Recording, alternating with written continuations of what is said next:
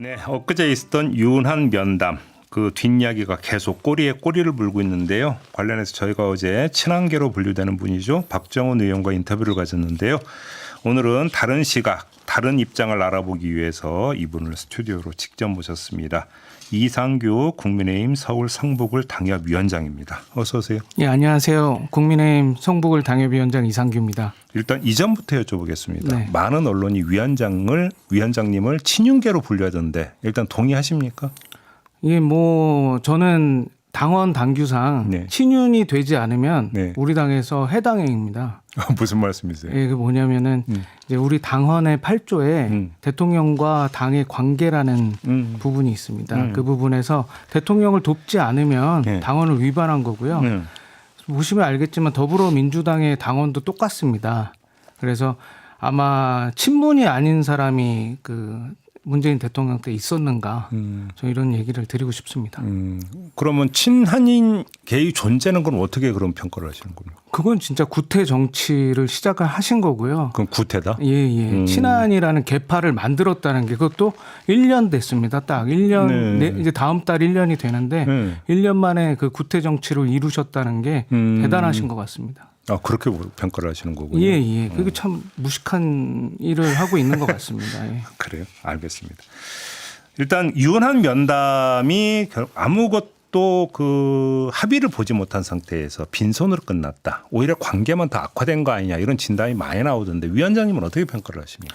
저는 좀 이해가 안 되는 부분이 예. 그날 이제 박정화 비서실장의 말은 거의 아무 내용이 없었잖아요. 그냥 한동훈 대표가 이러이러한 요청을 드렸다만 열거했고. 네. 그 근데 그 다음 날 아침에 대통령실에서 자세하니 그 얘기가 나왔습니다. 그 내용으로 봐서는 대통령께서 합리적으로 대답을 다 해주신 걸로 나왔거든요. 그렇게 보세요. 그리고 하루 또 지나서 또 더 깊숙이 취재하신 분들 얘기를 어제 뭐 계속 들어보니까 대통령 진짜 말도 안 되게 네. 네가 그렇게 생각하면 나는 다 들어줄게. 그리고 이런 얘기를 다 했는데 제가 한동훈 대표였으면은 제가 브리핑하면서 네. 이런 대통령께서 큰 결단을 내려주셨고 예. 너무 감사한 결단이었다. 이렇게 했으면 진짜 큰 리더십이 발휘됐을 것 같거든요. 근데 그 면담이 있기 전부터 한동훈 대표는 공개적으로 3대 요구사항을 내걸었잖아요. 근데 결과만 놓고 보면 이 요구사항 받아들여서 이렇게 하겠다라는 약속을 받아내지는 못한 거잖아요. 한동훈 대표는. 근데 거꾸로 윤석열 대표는 그 약속을 안 했던 거고. 근데 우리가 좀 자세히 들여다봐야 될 것 같습니다. 네. 지금 보면은 그 바로 있었던 언론 플레이에 의해서 완전히 덮여버렸거든요. 근데 다음 날 대통령실에서 자세하게 나왔습니다. 네. 어떤 얘기를 했고 어떻게 반응을 했으며 진짜 그 3대 이제 요구안, 네. 무슨 3대 요구안까지 있는지 모르겠지만 그 3대 요구안에 대해서도 81분간의 그 면담에 의해서 자세하게 얘기했는데 그 내용은 아무도 지금 안 보거든요. 이상하게. 그거 무슨 말씀 좀 더 풀어서 설명해 주신다. 그 예를 들면 뭐 영부인에 대한 얘기가 있지 않습니까? 그 영부인 얘기도 보면 건강도 안 좋아지고 이렇게 되고 뭐 우리 장모 얘기까지 하셨더라고요. 오히려. 그때 내가 나나 우리 영부인이나 우리가 그런 얘기를 한 적이 있냐. 우리를 방어한 적이 있냐. 그리고 가석방 기간이 충족이 됐는데도 가석방 하지 말아달라고 또 장모도 얘기하셨고 이런 진짜 구구절절한 얘기까지 다 하셨고 네. 그 청와대가 아니고 대통령실에 예. 있는 그 행정관들이나 무슨 뭐 문제가 많다, 간신이다 뭐 이렇게 해가지고 얘기를 했는데 그 얘기도 잘 자세하니 받아줬잖아요. 그러면은 진짜 어떤 문제가 있는지 조목조목 알려주면 그 내가 잘못된 사람이면은 내가 치겠다. 네. 내가 잘못된 사람 쓴 적이 있느냐? 그러면 여기서 한번 그 보도에 따르면 한동훈 대표가 그 자리에서 8명의 실명까지 언급을 하면서 문제 제기를 했다라는 거잖아요. 그러니까 일단 좀 이런 파악은 됐잖아요. 했습니다. 그러면 윤석열 대통령은 그 자리에서 그러면 구체적인 근거를 좀 그 제시를 하면 알아보겠다 이렇게 대답을 했잖아요. 근데 그게 아니라 용산 안에 공직기관 비서관도 있잖아요.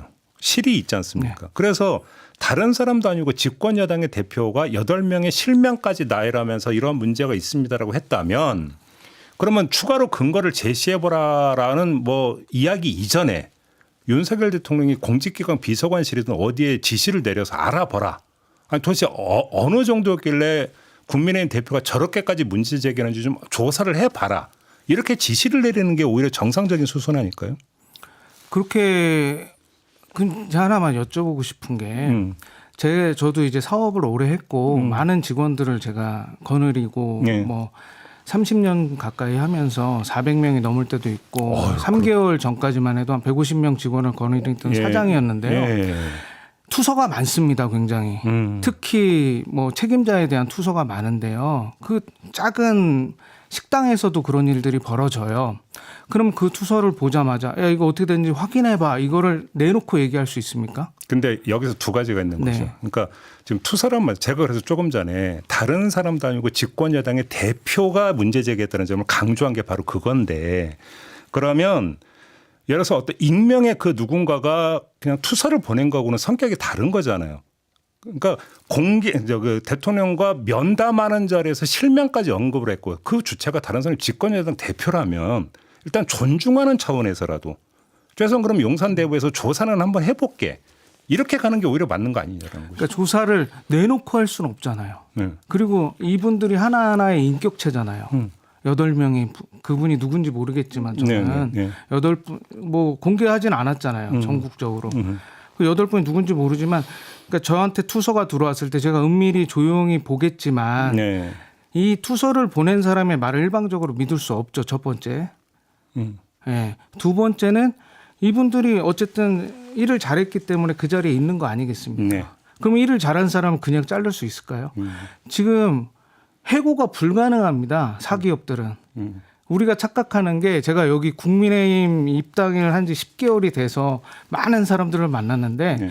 국회에 진짜 너무 이해 안 되는 부분이 많습니다. 뭐냐면은 연차가 없습니다. 거기가. 근데 우리는 연차를 안 주면은 노동청에 가야 되거든요. 그러면서 이 사람을 자를 수가 없습니다. 사람을 함부로. 네. 근데 이상하게 여기 정치하는 곳에서는 한 사람을 날려라. 뭐 어떻게 해라. 정무직이니까 그런 얘기 하는 거죠. 네, 맞습니다. 그게 정무직이라 가능하고 예. 그게 불법이 아닙니다. 네. 그렇기 때문에 세상이 어떻게 돌아가는지 몰라서 이렇게 얘기하시는 대통령님은 확인을 해보겠다 하시는 겁니다. 그 얘기를 하신 거죠. 조목조목 알려주면 내가 그것을 확인해서 이해할 수 있게 내가 조치하겠다고 얘기하셨습니다. 그럼 예를 들어서 지금 이제 중앙일보 보도로 이제 그 나왔던 예를 들어서 이제 그 박영선 총리, 양정철 비서실장 기용설 이거에 대해서 당시 용산에서 공식 라인을 통해서는 부인을 했음에도 불구하고 이른바 김건희 여사 라인, 한남동 라인에서 뒤에서 계속 다른 언론 플레이를 했다라는 문제 제기. 이건 구체적이잖아요. 이건 어떻게 생각하세요?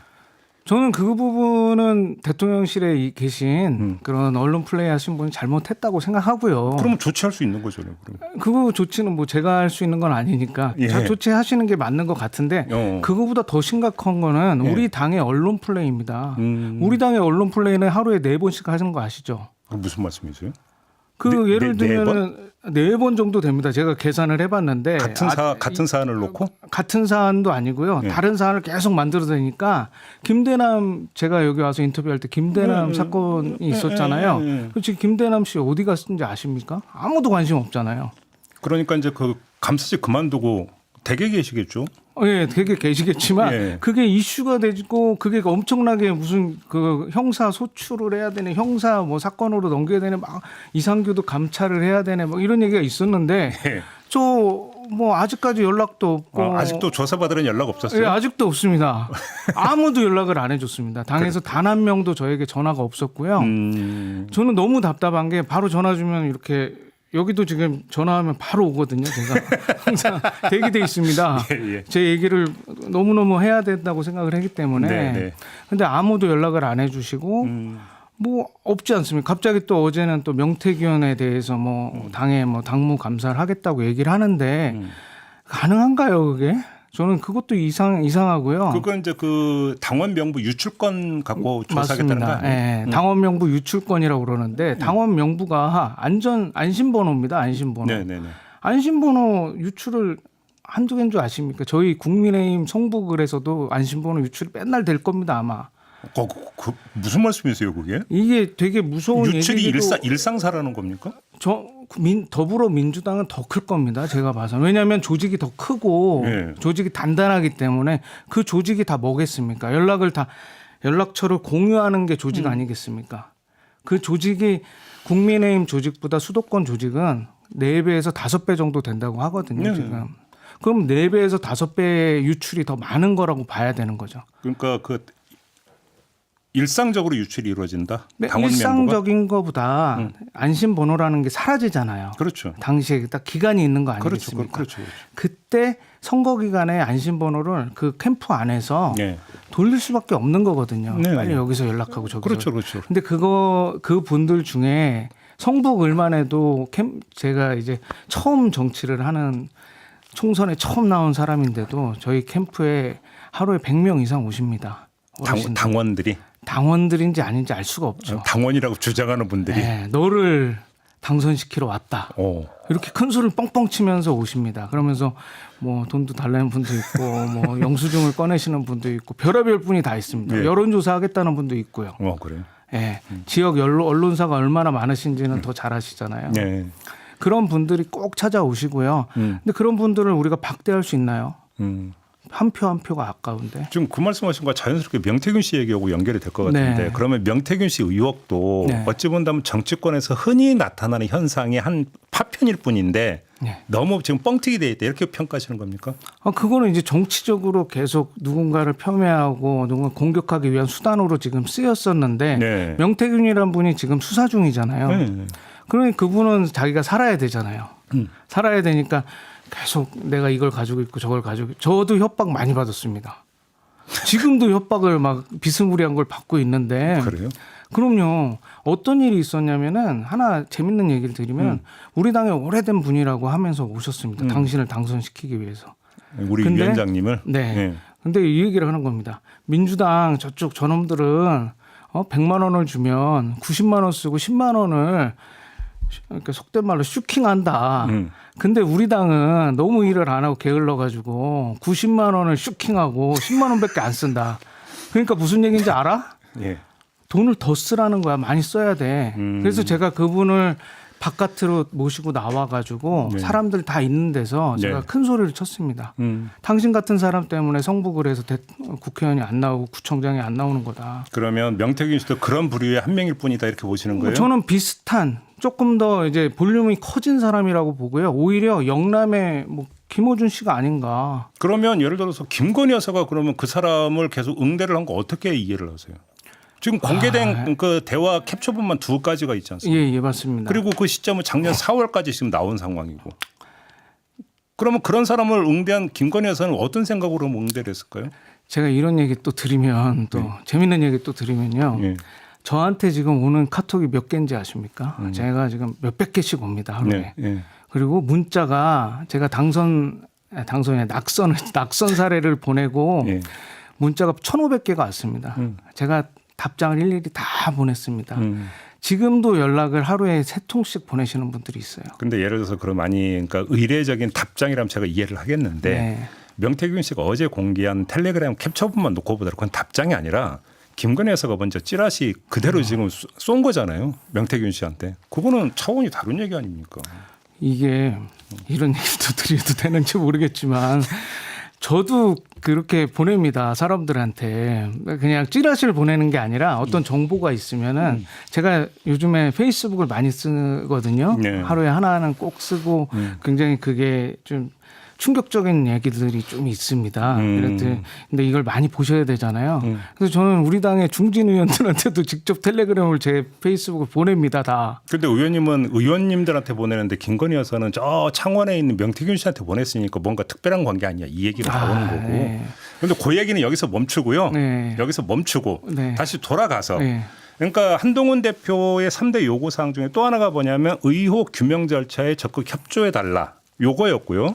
이게 지금 어떤 부분으로 맞물려 들어가냐면 특별감찰관이나 특검법까지도 연결이 될 수 있는데 지금 어떤 이야기까지 나오고 있냐면 만약에 민주당이 발의한 특검법에서 그러니까 지금 이제 그 다운표 따고 이른바 독소 조항을 손보는 그 이야기까지 지금 국민의힘에서 나오고 있는 상황인데 이건 어떻게 평가를 하십니까?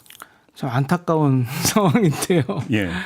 이게 당원 위반입니다, 사실은. 당원 위반이라고. 왜요? 당과 대통령의 관계에서 예. 정부와 대통령실을 피해 주는 걸 하면 안 됩니다, 사실은. 아. 근데 이제 뭐 제3자 특검은 내가 하겠다 이런 식으로 나오면서 네. 계속 이상하게 하고 지금 본인의 이제 구태 정치를 하시는 건데요. 이거는 우리 지난 정권만 보더라도 얼마 안 됐습니다. 3년 전만 보더라도 그 문재인 대통령이 그래도 레임덕 비스무리하게 왔을 때도 아무도 문재인 대통령 공격하는 민주당 의원이 있었습니까? 그 거의 200명에 가까운 의원들이 하나로 똘똘 뭉쳐서 어떻게 해서든 정권을 재창출하려고 노력하지 않았습니까? 당대표가 맨날 구속의 위기에 있고 맨날 그 법원에 가시는데도 불구하고 다음 달에는 지금 엄청난 또 재판이 있는데도 불구하고 지금 선고가 예정돼 있죠. 예. 예, 아무도 이재명 대표를 비판하거나 이재명 대표에게 3대 내 조건을 내거는 면담해달라는 독대해달라는 사람 있습니까? 저는 이상합니다. 이게 너무. 그래요? 예. 그러니까 대통령에 대한 해코지다 이렇게 보시는 겁니까? 이게 좀 정치를 잘못 배우신 것 같기도 하고 저랑 이제 2달 빠르신데요 입문이 예. 제가 지금 매일 밤새면서 공부합니다. 예, 오늘도 뭐 이게 선거 결과 뭐 왜 사퇴를 하라고 얘기하냐 해서 제가 선거 결과까지 다 분석해서 왔는데요. 너무 안타깝습니다. 그런 부분들이. 그러면 질문을 바꿔볼게요. 네. 그러니까 그런 게 옳으냐 그러냐 말고 네. 한동훈 대표가 실제로 할 것 같냐 못할 것 같냐라고 하는 것은 전망이잖아요. 네. 그건 어떻게 전망을 하십니까? 전망은 다 틀리는 걸로 제가 지금까지 모든 전망들을 봤는데 전망 맞는 분을 제가 못 봤습니다. 뭐 10몇 년 뭐 정치평론가 하셨다는 분들 다 틀리더라고요. 그래요? 예, 뭐 면담이 될 거냐 안 될 거냐 안 받아줄 거다 막 하는데 강론에서는 뭐 비슷하게 맞힌 게 있지만 네. 진짜 이 장기적인 관점에서는 대통령님이 어제도 말씀하신 게 그냥 정도로 말씀하신 거 아닙니까? 예, 특검을 지금까지 막아줘서 고마운데 우리 의원들이 생각을 바꿔서 특검을 받으면 어떡하냐. 나도 어쩔 수 없다. 이렇게 얘기하셨습니다. 이런 인간적이고 이런 큰 배포의 리더십이 어디 있겠습니까? 그렇게 보세요. 아니, 저는 그렇게 보고요. 지금 굉장히 수세에 몰리셨잖아요, 사실은. 대통령이. 예, 모든 그렇죠. 언론들 그렇죠. 그리고 국민들도 그 언론밖에 못 보니까. 근데 저는 언론 이상의 그것을 보기 위해서 굉장히 노력하고 지금 알겠습니다. 공부를 하고 있거든요. 위원장님께 제가 한번 질문을 이렇게 드려볼게요. 대놓고. 네, 한동훈 대표 왜 이렇게 비판적이세요? 저요. 예. 저는 솔직히 이렇게 한동훈 대표가 계시면 네. 저 당선이 안 될 것 같아서 그렇습니다. 성부 그래서 당선 죽어도 안 될 것 같습니다. 그래서 오히려 저는 한동훈 대표는 계속 국민을 강조하는데 왜요? 국민을 강조하지만 국민이 지금 너무 인상이 써지는 상황이 아니겠습니까? 그러면 그게 그 국민의 민심이 돌아서는 이유가 윤석열 대통령 부부가 아니라 한동훈 대표 요인이 더 크다 이렇게 보시는 겁니까? 저는 일정 부분 그런 부분이 있고요. 예. 이걸 반전할 수 있는 게 한동훈 대표의 능력이라고 봅니다. 예. 우리 당의 대표고 지금 가장 우선할 게 총선 백서 아직 못 냈잖아요. 왜 안 나와요, 근데? 총선 백서를 두려워하시는 거예요. 이게 어떤 거냐면은 우리 아들이 이제 고3, 중3인데요. 네. 중학교 1학년 때 성적표를 가져왔습니다. 근데 이 성적표를 도장을 받아가거나 사인을 받아야 되는데 엄마 아빠한테 어렵잖아요. 못 봤으니까. 근데 이거를 자기 혼자 이제 몰래 가져간 거죠. 안 받아가고. 근데 선생님이 이제 연락을 주시죠. 네. 주시는데 이 친구가 이거를 한번 속였기 때문에 이 시험을 오답 노트를 볼까요? 안 보죠. 다음 시험이 더 중요한 거거든요, 사실은. 지금 말씀하신 건 이제 실제 상황이 아니라 그냥 가상 상황인 거죠. 우리 아들 얘기입니다. 예, 아들 얘기. 그 사춘기.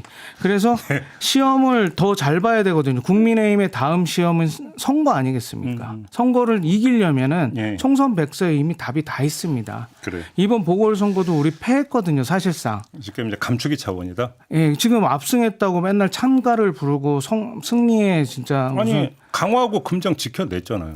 그걸 그렇게 보면 안 되고 총선 때보다 표가 떨어졌나 안 떨어졌나 봐야 되는 게 득표율을 맞거든요. 예. 분석을 어떻게 하셨는데요? 제가 보니까 강화만 하더라도 배준영 우리 의원님이 계신 곳인데 배준영 의원이 63% 받았습니다. 총선 때. 예. 근데 우리 박용철 이제 군수님이 50% 받았습니다. 13% 포인트가 빠졌다. 빠졌고요. 그 민주당의 한현희 이제 후보는 지금까지 제일 많은 표를 받아서 40%를 넘겼습니다. 금정구 같은 경우는 금정구는 이제 한동훈 대표께서 다행히 하루 종일 거기가 계셨잖아요. 걷고 좀 낮은 신발 신어달라 했는데 높은 신발 신고 걸으셔서 제가 좀 다리가 아프실 거 걱정인데 거기는 예전보다는 6% 정도 더 얻었습니다, 사실. 근데 그 문제는 그게 아니라 부산을 집중했기 때문에 수도권이 다 망한 겁니다. 그 서울시 교육감 선거 패배 책임을 그러니까 저희는 사퇴를 요구를 하셨던데요. 네, 저는 근데 그건 공천이 이루어진 선거가 아니잖아요. 공천이 이루어진 선거 아니죠. 네. 하지만 더불어민주당은 얼마나 열심히 했는지 아십니까? 저는 그 부분을 얘기하는 거고요. 예. 두 번째는 투표를 하셨나 안 하셨나 그게 저는 지금 의문입니다. 한동훈 대표 본인이 네. 서울에 사셨기 때문에 서울 교육감 투표를 하면서 예. 그게 자연스럽게 투표 사진이 나오면 동료가 되거든요. 대통령님도 하셨고 사진을 올리셨고 오세훈 시장님도 올리셨습니다. 쉽게 이제 당에서라도 홍보할 수 있는데 네, 저도 올리고 없더라. 싶지만 사진 안 찍어주니까 못 올렸고 문제는 뭐냐면은 예. 서울 교육감 선거의 결과는요 참혹합니다. 우리가 지난 총선에 11개석을 얻었었는데 예.